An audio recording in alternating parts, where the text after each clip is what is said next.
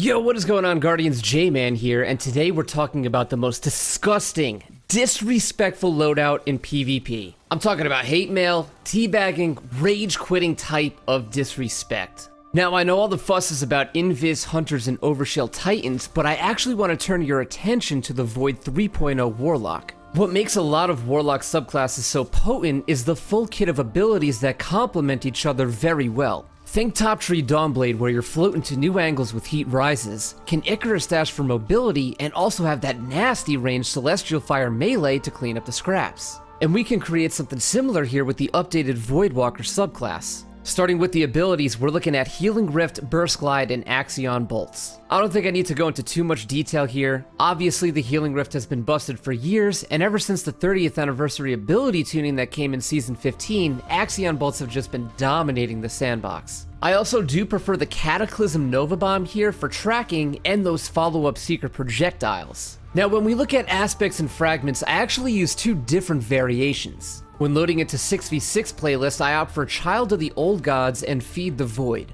This is just a nasty combo since the Child is going to weaken them, where you can start spamming those Axions in Pocket Infinity melee, and if we do get an ability kill, we proc Devour. And with Devour active, we can start running and gunning, constantly getting our health back with each kill. To complement these aspects, I'm using Echo of Expulsion, Dilation, Leeching, and Instability. Expulsion helps create those void explosions on grenade kills to add some extra damage, and if I do get a kill, I actually proc volatile rounds thanks to Echo of Instability, which I didn't even know was possible in PvP until I tried this out. Echo of Leeching provides an extra avenue for health regen, and how can you go wrong with some passive intellect from Echo of Dilation? And obviously you have some freedom here since there's so many good fragments and combos that you can set up. Now when we're loading into 3 versus 3 sweaty game modes, I do make one change to this build, which is replacing Feed the Void aspect with Chaos Accelerant. Guys, you gotta remember that Devour is more of that run and gun chaining back-to-back kills type of gameplay, and that's just not as common in Trials since you only have 3 opponents. And this is why I opt for those supercharged grenades that Chaos Accelerant provides. You will notice that you lose a fragment slot with this change, and I typically get rid of Echo of Instability since again, we're not really chaining kills with volatile rounds. And let me tell you,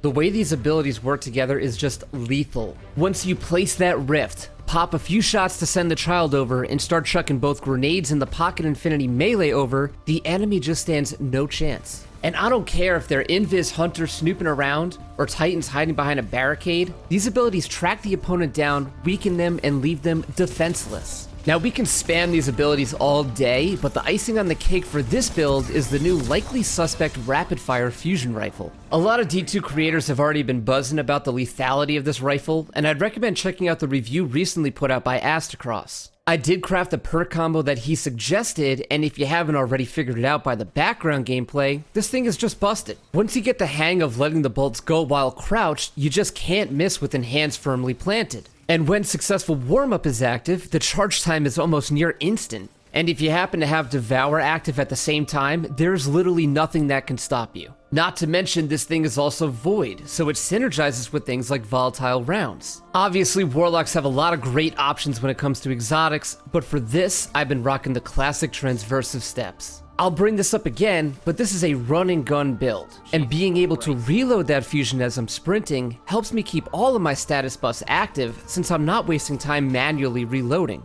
Guardians, do not sleep on this subclass as it is a great counter to Invis and Overshield, and in my opinion, is actually stronger than Void Hunters and Titans. If you set up this build a bit differently, I would love to hear your suggestions in the comments below. If you happen to enjoy this video, please feel free to give it a like, and as always, thank you for watching, and I'll see you in the Cosmodrome.